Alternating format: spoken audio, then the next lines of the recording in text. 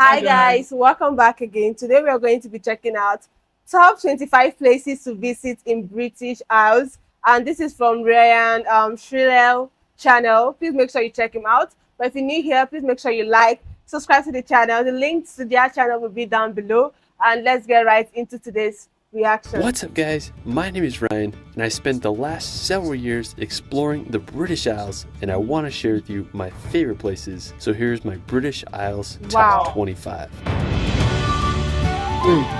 British Isles. Yes, the British Isles are made up of the countries of Ireland, Northern Wales, Ireland, and, England, Yeah, Wales, yeah, and yeah, Scotland. yeah. If you want to go back in time and feel Scotland, like you're in a fairy tale, the British Isles are the place for you. It's easy to see why so many myths and legends were born here. It's one of the world's most enchanting lands. Let's start this video off at the Skellig Islands. Located off the coast of Southern Ireland, the Skelligs are set on two islands that are easily one of the most epic locations on the British Isles. The only way to reach the islands is by boat. We left from the town of Portmagee, and it took us about an hour to reach the Great Scilly. We got off the boat and I was just so freaking stoked. We just started walking up the island's path until we reached the stairs that lead up to the top to the monasteries. Now the stairs were just beyond cool. There were hundreds if not thousands of puffins burrowed right next to the stairs and on the island slopes. I mean, they were just so freaking cute. We reached the midway point at Christ Saddle and then kept hiking to the top. After climbing the island's 618 stairs, we finally made it to the monastery. Now the history of the island is just absolutely fascinating. The monastic settlement dates back to the 6th century, where the monks of St. Fiona lived simple lives on this isolated island. They built these beehive huts completely out of stone. They were precisely designed to make sure no water could get into them. Now it's believed there were about 12 monks that lived here at a time. In the 13th century, the monks left the island for mainland Ireland, and since then Skellig has become a place for pilgrimage. All in all, the Skellig Islands were one of the coolest places I've ever been, and I couldn't recommend them enough. Afterwards, we're going to visit the most famous place in all of Ireland, the Cliffs of Moher. Now located on Ireland's west coast, about a 3-hour drive from Dublin, the cliffs stretch over 14 kilometers, with the highest reaching 214 meters above the sea. When we reached them, I was just amazed by the size of the cliffs. I mean, they were way bigger than I imagined, and they just drop off straight into the ocean. If you want to walk to the end of the cliffs, you can make the trek to Hag's Head. If you can, I definitely recommend waiting for sunset as the light hits the cliffs, giving it a strikingly orange glow. I mean, it's easy to see why it's one of the most popular places in all Ireland. After, we're going to head over to Ireland's charming capital of Dublin. Located on the Easter Island's coast, Dublin is a city full of charm. The capital is full of beautiful gardens and architecture. It has such a friendly vibe to it. While you're there, you can walk across the River Liffey on the uniquely designed Samuel Beckett Bridge, or you can walk over to the coast to experience the Irish Sea. I just love the feel and ambience of Dublin. It's such a magical capital. Now from Dublin, we're going to drive a few hours up to Northern Ireland.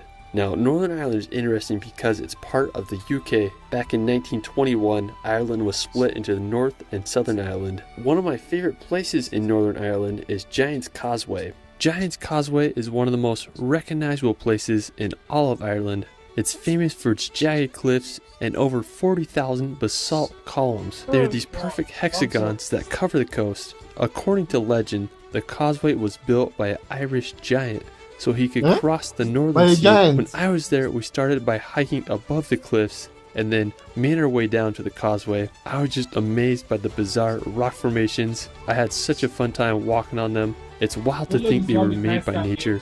Now while we're still in Northern Ireland, we're going to head over to Corrich a Reed. It's this scenic bridge that crosses the sea over to this little island. I was just amazed by the water color there. It's just so blue, contrasted perfectly with the green cliffs. Now just 20 minutes from there, you can visit the Dark Hedges. It's this avenue lined with over 90 beech trees. They were planted almost 250 years ago. Now according to legend, there's a ghost called the Grey Lady who wanders the road. Definitely has a spooky vibe, especially at night. After Northern Ireland, we're going to head over to England to visit Cornwall. Now located on England's southwestern tip, Cornwall is home to some of the best coastline in all of England. While the northern coast is full of impressive sea cliffs, such as Godrevy Point, the southern coast is named the Cornish Riviera as it's full of scenic harbour towns and villages. One of my favorites is Loo. is this picturesque town that's divided by the Loo River, which empties into the sea. There's an incredible beach full of classic English houses. It very well could be a fairy tale. One of the most impressive locations in Cornwall is St. Michael's Mount. That place actually looks like a part in House of Dragon. You know, when she went to she left the Great Wall, like the other place. This place looks like, because they're actually on the Stone Island. The Stone Wall. No, Stone Island. Stone Island, okay. Yeah. I'm sorry, but I didn't watch it. I guess I have to go and watch it now. Yeah. With an impressive castle on top. It's believed to be the home of a monastery from the 8th to 11th centuries, and the castle on the island summit dates back to the 12th centuries and has been renovated throughout the ages. When the tide goes out, you can walk across the stone causeway to get there. I think it's one of the coolest places in England. It reminds me a lot of France's Mont Saint Michel, which is also a tidal island with similar features. While we're still in southwestern England, we're going to head over to the Isles of Scilly. Located about... You just say, so when beautiful. the tides go down, there's like a part where you can walk home. Yeah. Wow, that's so cool. 28 miles off Cornwall, the Isles of Scilly are an archipelago made up of 5 inhabited islands with a population of around 2,000 people. The islands are full of crystal clear waters, historical sites, and rolling green hills. To reach the islands, you can take a 3-hour ferry from Penzance, or you can take a short plane ride. The islands truly are stunning. I'd love to get a boat and just sail around the islands in the summer. Afterwards, we're going to head back to the mainland of England to visit possibly the most iconic city in the world, London. Now, I've traveled to London several times, and I have to say it's one of my favorite cities. Everything from double-decker buses to the energy of Piccadilly Circus make this city feel so alive. You can check out the iconic Big Ben and walk across the bridge to see the Palace of Westminster. There's the Tower Bridge, which is possibly the most famous bridge in all of London. You can also see the Stoic Guards at Buckingham Palace, or take a ride on the London Eye. If you haven't already been to London, I highly recommend visiting when you can. It's hard to beat the London atmosphere. There's just no city like it in the world. After, we're going to head back to the coast to visit the White Cliffs of Dover. Located about a 2 hours drive from London, the White Cliffs of Dover are not only a beautiful scenic location, but also an intriguing historical site, especially regarding World War II history. Since the cliffs are Britain's closest point to continental Europe, being only 20 miles from France, during World War II, crossing from Dover was the primary route to Europe by boat or plane, so the White Cliffs were the first and last site of Britain for the troops. After the evacuation of Dunkirk, the site of the Cliffs of Dover was a sign of relief as the thousands of Allied troops made it safely back to Britain. I mean, the history of these cliffs is absolutely fascinating. Now, while we're still on the topic of cliffs, we're going to visit the Seven Sisters. Now, located about 2 hours from Dover, the Seven Sisters are home to some of the most beautiful cliffs in all of England. I love how there's just this perfectly green grass, then a straight drop off of the White Cliffs to the beach below. The Seven Sisters has been used in film and television as a stand-in for the White Cliffs of Dover. They look just like them, and I think honestly they're more scenic and less people and infrastructure there. Regardless, the Seven Sisters are an incredible coastline and a perfect place to stroll along the English coast. Now afterwards, we're going to visit the city of Brighton. Now located about 40 minutes from the Seven Sisters, Brighton is a beautiful resort town with a massive beach that lines the English Channel. One of the most interesting features is the Brighton England is kind of Eye like 360. so many beaches. It's a tower that rises up and offers an incredible view of Brighton. Another feature I really like about Brighton is its piers. There's the remains of the West Pier that was built in 1866 but was sadly burnt down in 2003. And then there's the Brighton Palace Pier, which was established in 1899 and has an amusement park at the end. Now afterwards, we're going to head over to the Jurassic Coast. While you won't find any dinosaurs here, you might find some fossils on the beach. One of the most famous spots on the Jurassic Coast is Durdle Door. It's this limestone arch that goes straight into the ocean. There's a great beach there, and I can't think of a better place to spend on a warm summer day. One of my favorite spots on the Jurassic Coast is Old Harry's Rocks. I remember the first time I saw pictures of this place, and I was just baffled by the scenery. The Old Harry's Rocks are these sea stacks that are made completely out of chalk that mark the end of the Jurassic Coast. In World War II, the stacks were used for target practice by pilots. Pretty wild. Now afterwards, we're going to visit the Isle of Wight, located across the sea from Old Harry's Rocks. The Isle of Wight is the largest island in all of England. You can reach the Isle of Wight by taking a ferry from Southampton, or also by taking a hovercraft from Portsmouth. The one thing I want to actually features of the explain Isle of this one Wight is the Needles riding a Lighthouse. ferry. It's this 19th century lighthouse Yeah. that is built upon these chalk rocks I would that jet out of the it sea. would be the It's most such a unique location, joyful day of and I my just life. love the White Sea Cliffs. Afterwards, we're going to visit the Lake District. Located in Damn, northwestern I want to live England, long. the Lake District is known for its glacial ribbon lakes and its I will fell try that. mountains. See, if I'm ever going to try skydiving, right? It will be when I'm definitely old, so I have nothing to lose. I don't know. I know at that point I have nothing to lose again. Like, how do people actually get that I mind? might land safely, but I might land there. In the sense that the anxiety and the whole shout. I might not be there, like, But these places, right? They feel so magical and unreal. unreal, like, Yeah. unreal. You understand? And I think I know now. I know why people actually skydive, because when they imagine us seeing this from a drone point of view, and imagine seeing it from the sky. Don't I- Damn. I'm falling. Don't that Sorry about that. It's home to Scafell Pike, which is the highest place in all England with an elevation of 3,209 feet. The area is just absolutely beautiful. I think one of the best things you can do in the Lake District is just drive on the roads that wind through the mountains. One notable road is the Honister Pass. If you keep driving down the pass, you'll reach Buttermere Lake. It's surrounded by massive mountains and it's just incredible overall scenery. I mean, I couldn't recommend the Lake District enough. Easily one of the most beautiful places in all England. After the Lake District, we're going to head over to the country of Wales. Located in the southwest part of Great Britain, Wales is famous for its mountainous national parks, picturesque coastline, and distinct Welsh language. One of the most scenic places in Wales is the Snowdonia National Park. It's a region in northwest Wales that is known for its mountains and lakes. The highest peak in Wales is Mount Snowdon, which is located in the park with an elevation of 1,085 meters. You can hike to the top or also take the Snowdon Mountain Railway. One of my favorite lakes in Snowdonia is Llyn Padarn. It's located on the base of Mount Snowdon. It's just such a serene area.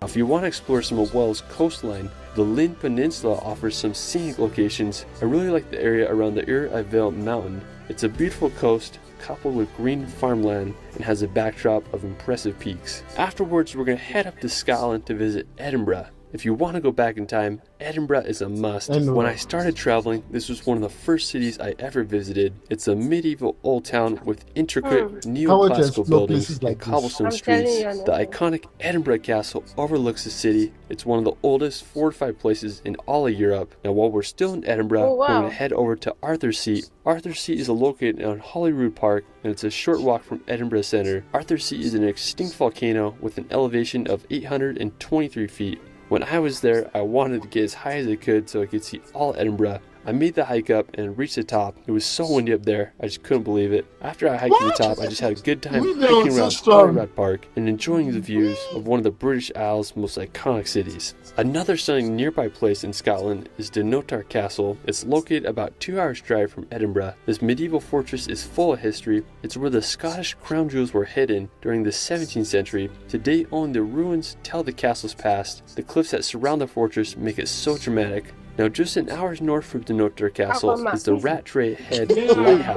It's an amazing beach area with a 112 feet tall lighthouse just off the coast and was built in 1895. I don't think they will ever have Keep issue driving about up beach. the coast, you'll I'm reach the telling you. Dungannon Anywhere you go, you Stacks. can actually It's located literally at the most build your house on a northeastern beach. part of the British mainland. It's about I a 6 swear. hours drive from Edinburgh, so quite the road trip, but it's definitely worth it. It's home to some of the most beautiful sea stacks in all the British Isles. After the sea stacks, we're going to head over to Glencoe. Located in the Scottish Highlands, Glencoe is home to some of Scotland's most beautiful scenery and mountains. I found this place by accident as I was driving around the Highlands. It's been the filming location for many popular movies such as Braveheart. My favorite part of Glencoe is its mountains. I mean, I couldn't believe how huge they were. I felt like I was in Switzerland or Norway. I recommend just taking a drive on the A82 road and you can just see all the wonders Glencoe has to offer. It has one of my favorite mountains in the area. I won't even try to pronounce that. It has an almost perfect pyramid shape and you get a great view of it from the road. Now after, we're going to head over to one of Scotland's most iconic locations, the Glenfinnan Viaduct. Located at the top of Loch Shiel in the West Highlands of Scotland, this may look familiar because it was featured in the Harry Potter movies. While I was there, I wanted to get a close look at the bridge, so I walked underneath it. I was just shook how big it actually was. After I hiked up to a good vantage point so I could see the famous train go across the viaduct, it was such a magical experience. For our final destination, we're going to visit the Isle of Skye. This is one of my favorite places, not just in Scotland, but the world. You literally feel like you're in a fairy tale when you visit. I was lucky enough to go here a few summers ago, and it was one of the most memorable weeks of my life. Now to get there, it's about a 5 hours drive from Edinburgh. One of the most impressive places on the Isle of Skye is the Old Man of Store. It's one of my all-time favorite rock formations. I felt like I was on the set of Game of Thrones. When you drive to the store, you can see in the distance and just get you so cool. Now to get to the Old Man Store, it's about a 4-kilometer hike.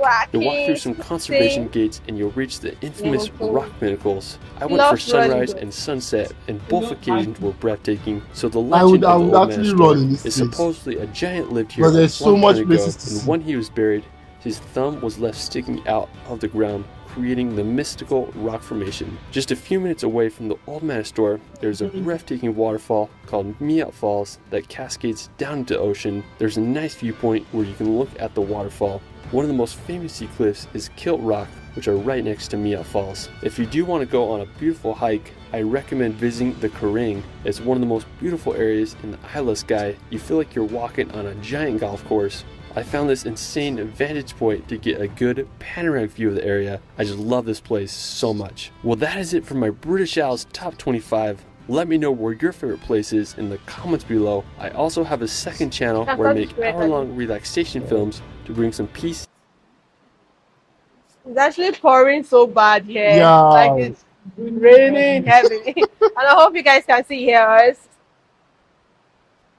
Actually, for me, right, I feel like England is a very great city, and it has a lot of beaches. Yeah. You know, and I love swimming. But before now, I never knew England had beaches and the likes of them, because. And forgive us for saying this, we actually know the country is surrounded by water, but the concept of it. Yeah. Do you understand? I wasn't expecting to see so many river channels in between Exactly. lands. And yeah, so it's also fascinating. And I feel you can actually transport yourself with water. Actually, Yeah. using, like that's not when we stay over here. That's not the case. Like everything's by road. We're living on a basement complex in the sense that you don't almost get to see rivers. Like that's all land and mountain. So when you go south part of our country, that's what you get to see. I think there's only one place you get to see a beach in this country. That's Lagos. No. When you go to the coastal side, like Akwa Ibom or this Abaya side, okay, they have beaches there. A lot. Wow. Yeah. But like, I didn't even know. Yeah, but generally speaking, because we are on the north side, like we live all our life. Maybe we're traveling. Yeah. We need to explore our country, and we'll take you guys along when we do that. Yeah. Because I didn't actually know we have more than one. No, we have a lot. Like, yeah. So we live at the northern part. Like the northern part of our country, like you don't see water. Like you don't even see rivers. So like to see this much water, we are just like, oh, like you guys can actually see the reaction of our face. Like there's a lot of water here. Like, how is this thing not moving? Yeah. Like how is the ground rooted to the floor? I like the way they utilize it, and it's so beautiful, so clean water, clean beaches. Every just a scene, like every just a good spot for you to have a relaxed moment. Like literally, you can just go to any beach and just relax, and the sunset just be there, beautiful. And the landmarks are impressive. Yeah. I just want to know how the weather is over there, because already the landmarks is nice. So like, how's the weather there? Is it like a sunny weather? Is it a gray weather, like rainy weather, or is it always snowing? Let us know in the comment section down below, guys. Thank you so much for watching. Please make sure you like, subscribe. See you guys on our next one. Bye.